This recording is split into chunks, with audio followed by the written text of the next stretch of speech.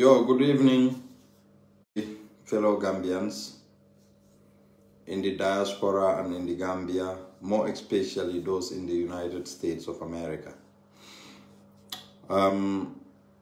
This is just going to be a very short.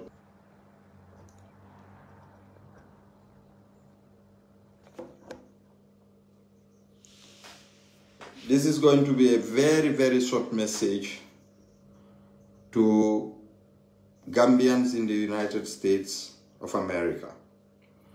As we all know, in every September, the United Nations Security Council will have a general meeting, UN general meeting of various countries, heads of states. But we are particular here about the Gambia. The Gambians in the United States of America, more especially in New York City, because the UN session will take place in New York.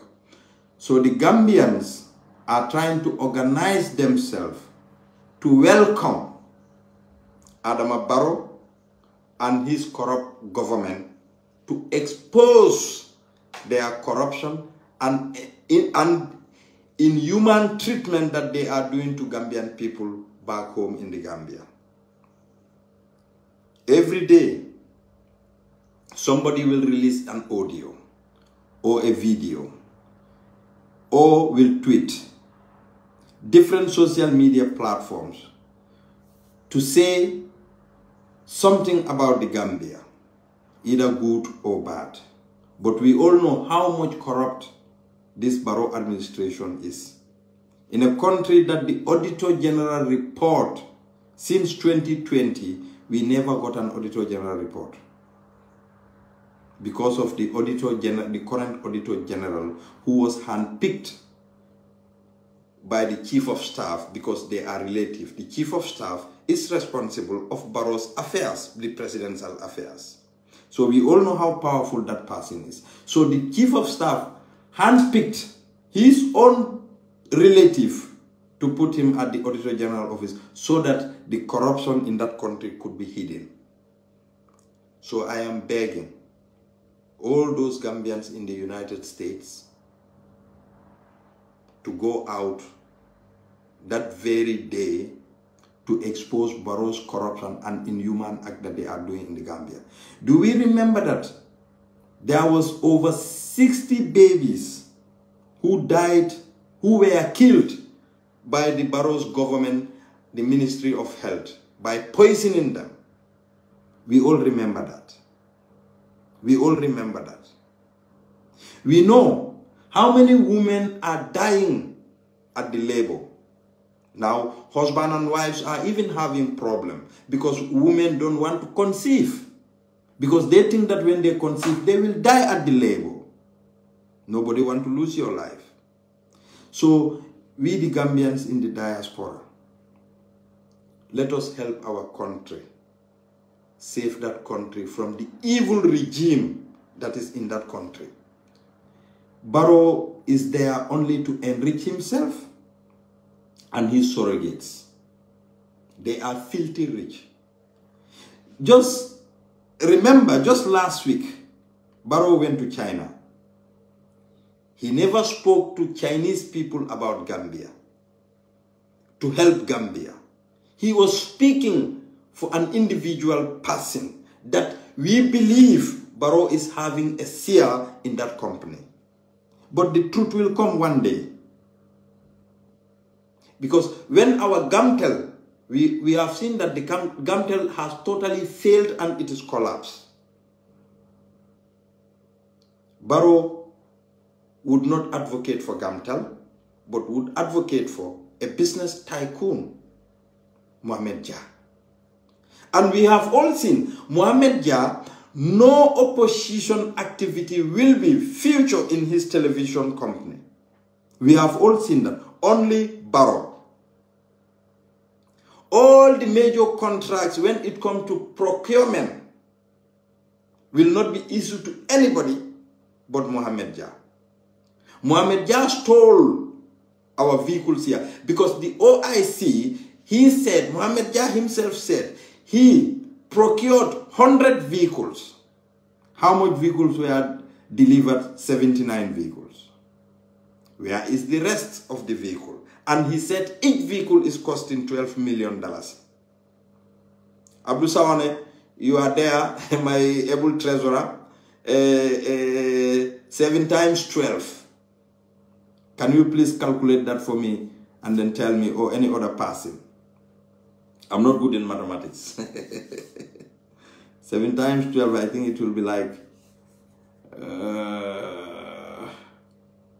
82 or something like that, 84. Okay, so this is the Gambia. Bading Gambian code. I'll tell you in New York.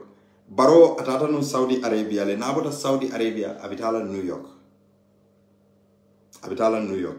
Andu New York nkol pareta ka bendu. Yeah, 84. Thank you. Yaranga march no.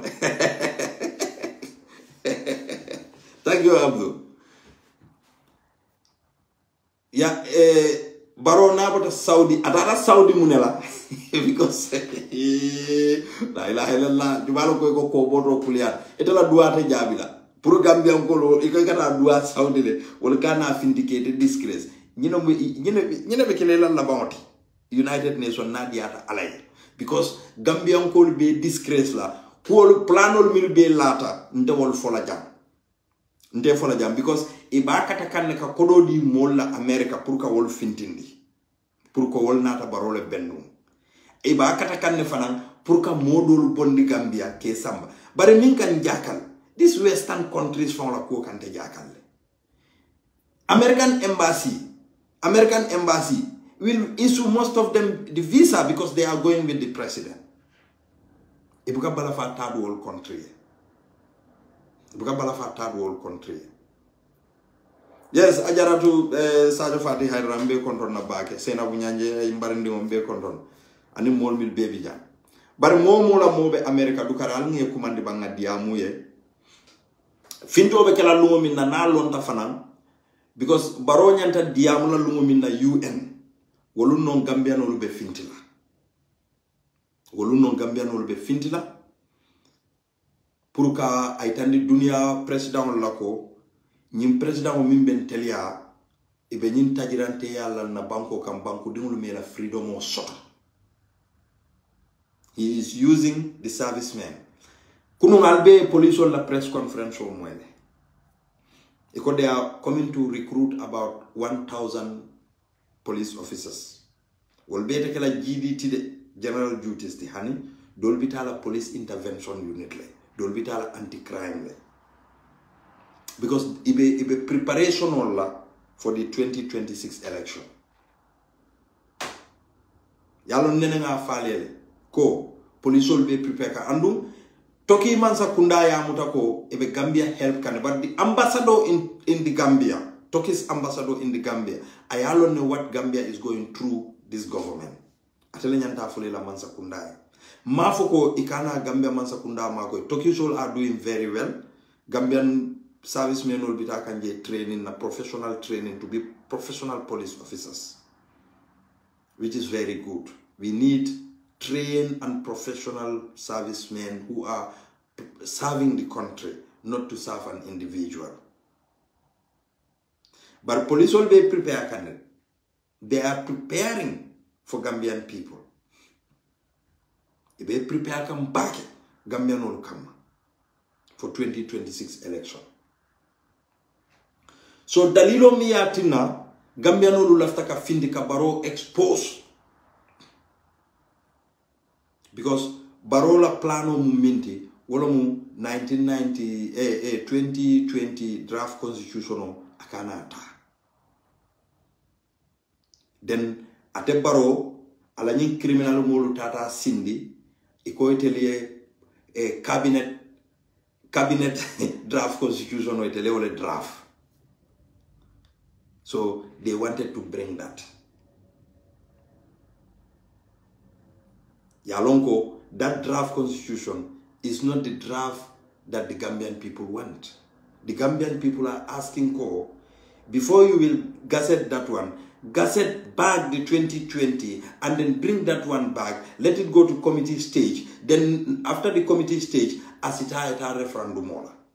Retroactive clauses all milbije.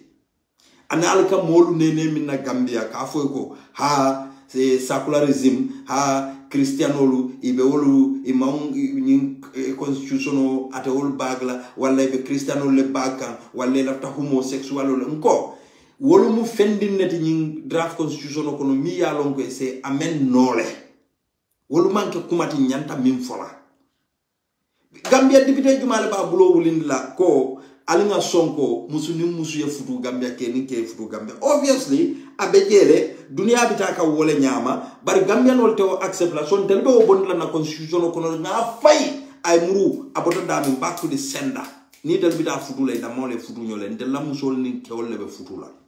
That's very simple. Christians and Muslims, we have been staying for centuries in that country without any problem. Without any problem. So, in the draft constitution or 13 and the Christians and Muslims will have problem. And then it's a Gambia. Ngo, ni Christmas o sita fam. Ibuka lomfo, ikamisili me dinu lejebe Christmas o celebrate ka?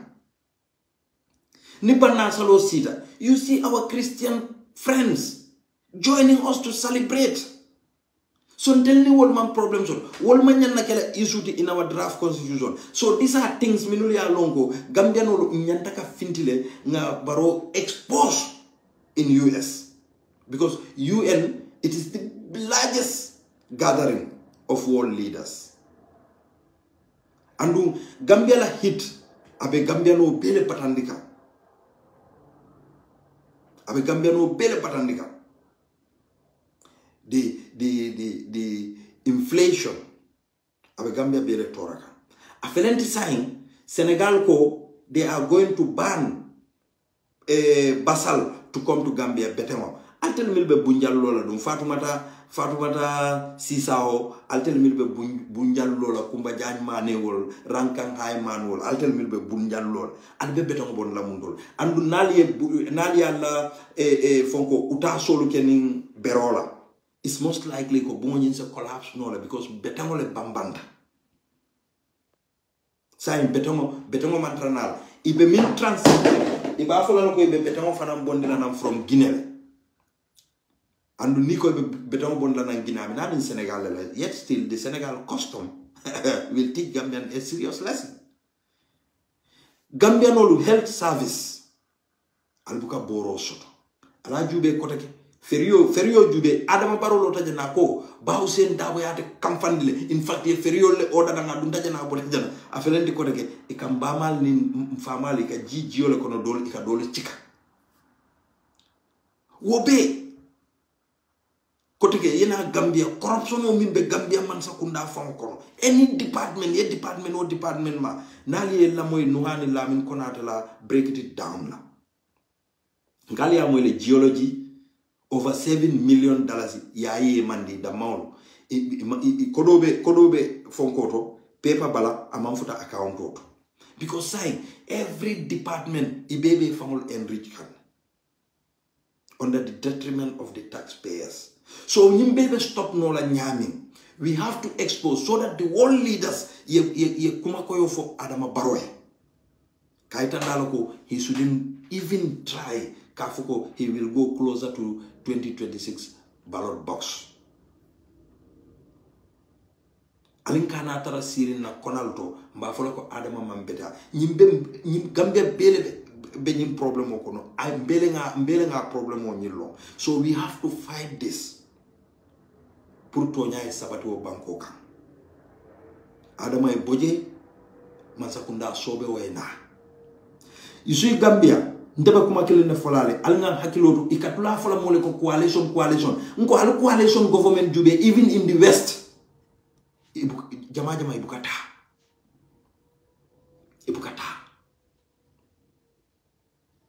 nde musa na patilo ndela pati haniko congress hani na jongo kono nda fandi no la molla nkana fo molle ko nda fanambe coalition no la kono ikanan pour ni keta na ni Sadio Fati Haidara winta dro ayenke ministati butuwo ndefanan ko nambumbay wato sita sai bawo ibe moto dilan ye moto di na family la alte lebe na telefono jola albe Robin allowance dilan ne Sadio kata chagolia Gambia alta la life falina ba Robin allowance hani wobuka di hani America la president la abuka di America la senate la abuka di la congress la Robin allowance o nonsense of famadu wukadi Gambia Robin allowance ikake muneti ibe feala mulla Sidi Njai is the deputy speaker of that country. Sidi Njai is the deputy speaker of that country. Fabakar Tombonjata is the speaker of that country. Ali Miraban. Gambia, Ali Nyimbanko fight. Momentara mo witch hunt kanjam. We want a better system. Mafo Halifa Sallah la so-called system change. The system change ite man sonna tarlaje. System change man sonna tarlaje because you envy some people. Mawol for the. We want a real system change. Miya Lonko, Molu Binala, people like Alaji Usainu Dabo. Yenana. Nana ata president yala. Nga mo kendo luta. People like Dr. Lamin Mane will behind Nanje. Larry Sise will Lamino Koma will. Isa continue di pita bana. Minuli alonko ise obampo mara. Itala na fulu sunyala. Nga alonko ni UDP mansakunda abeje. Noa Sise will baby nalale. Ika Gambia makoy. Nse auditor general kendo soto. Mi yalongo abekari nyilla mansakunda. Ba Usenu mansakunda. Ba tontonna. Nse health minister kendo soto mi yalongo. Nati tata China. Atafula ka alta state house ale fonko loje. Hani. Abafula ko alna ale makoy. Ntel man nyille soto na Gambia loptanol. So auto the people of New York. Na fo balye duma. Mbal danila. Please. Alake alay. Ndede ninte benu America. Hani ya reka njo $1,000 la pa hour. Wolumo. Mbe extra. Mbe ntita do kola. Wolum. Nimbaro. Wolu nadelebe super kanja bolo talala nyo tema. America lom. Si se kilo lom ka bungala haftano kan. Ha. Womu America le di parata le bunna jetia gas la. Parata mo bunna jetia gas la. So aliye finti Lamin Silla nimi lafta Lamin Silla contact la ye Lamin Silla contact. Abe kumo be fola aliye they are more than ready pour ka Barrow welcome on a red carpet. Ka expose ka la corruption o expose. Ha. Gambia din kurungol mili bije mili fanal ko itel be findile be kodo dile la na badin sarhulolu e ko be wolle ko be kodo dila modo la pour wolle findie Barrow welcome mba fala sarhulolu al mo kende balle tide andal lafta toñala al lafta tilimola sarhule jama bije al be jama ngol lola liya dulal to tarin al kana badaro fasa al kana fasa sarhulolu al mo kende balle tan al tilinta Momandra Barrow kele kanko malafala ala system ole mandia mole malafu wonna so odo Gambians in America al base fintinin sembola ale Barrow welcome ninga lumo fana lolulu lumina Barrow be diamola because you en na plan ni na man finti foro ni wolonta luwolu mbe fintila nan ne minamba fola ale lumina Barrow be diamola al be taje ta Gambia be finti I expose wala fama be fel jela nyala abe surprise la kol mil be landitay mbe molu tentu la milu be organisation o nyin kono andum bal tentu la paake mil be la fema dundije pour akoyeke mil fanal bota Europe jang e tata be demonstration o nyimma be la alamali wuli kaira ale bonanje kaira momo be America nim banko wan Canada dawda ye boy la bungo kono kaira yeta demonstration because alkata Gambia le safe alkata Gambia le safe alate tuja kada le ka dua Saudi Arabia fali abira Saudi Arabia chahan bankol hebe ko min jala America you will be deadly exposed ngoela muso e container America medical equipment on mil bodna America la muso ya a nyapin kan e bulle a ata abe ko keka ku jamal be keka mba fala America man sakunda ko Russian mafia le tulu kurumo le nati Gambia Fatuba Baro $3 million soto je tulo nyina karola pour ya wafuno Gambia with the mafia. So they are the people dealing with the mafias. So the American government and alter call for transparency. So this is the president whose wife is in everywhere in Gambia. Ka dabula Gambia la ku beto ka Gambia nkolu nakar. So oto momo be jubero la jang alsa katalia la badingol call America be dawda America. Alia foyko Gambian kolu be nyin kuoleto ifana alse mabe andu ni mabeta wala be Gambian nafa sama ala baraka baki. I thank you all.